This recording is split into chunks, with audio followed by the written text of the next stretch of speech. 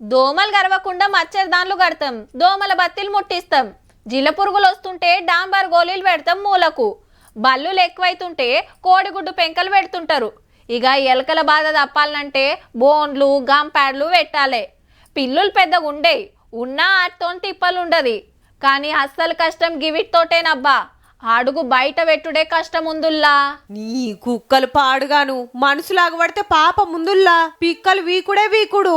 ఒక్క ఏడాదిలోనే దేశంలా 37 లక్షల మందిని గరిచినాయంటే సుడుర్రిగా.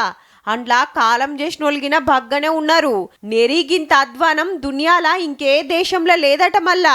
ఎందుకంటే కుక్క గరిస్తే ఏం చేయాలనో తెలియక లాపర్వ చేస్తుర్రట శానా మంది. ఇగేముంది, రేబీస్ బీమారి మోపైతది, పానానికి సూటి పెడతది.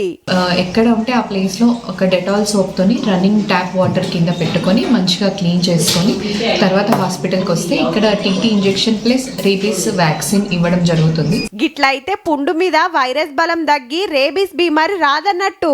లేదంటే పిసపిస చేస్తారు, మోసమైతది. ఇక పిల్లల మీద ఎగబడుతున్నాయి, మేము కొట్టారకపోయి మా మీద ఎగబడుతున్నాయి. ఉల్టా కర్రలు తీసుకోబోతున్నాము. గుంపులు గుంపులుగా ఉన్న చోట చాలా భయపడాల్సి వస్తుంది. మహిళలనే కాదు, పిల్లలు ఒంటరిగా వెళ్ళాలంటే మాత్రం చాలా హారిబుల్ గా ఉంది. తక్కువ కుక్కలు మోపైనయా మరి? పట్నంలో అంతే, పల్లెల్లో అంతే. గుంపులు గుంపులు తిరుగుడు, పబ్లిక్ ను పరిశాన్ చేసుడు. చేతుల కట్టె లేకుండా గల్లీలో నడవాలంటే దడుచుకుంటుర్రబ్బా. కొంతమంది ఏం చేస్తారంటే సార్, స్పీడ్గా వెళ్తారు, దానిమో కుక్కలు రెచ్చిపోతాయి. ఖుద్దు సుప్రీంకోర్టే చెప్పే కుక్కాబను కంట్రోల్ చేయాలి, పబ్లిక్ కు తిప్పలు తప్పియాలని. ఈ చలికాలంలోనే ఏదోటి చేయకుంటే ఇక రేపు ఎండాకాలంలా ఇంకెంత గోసోపో.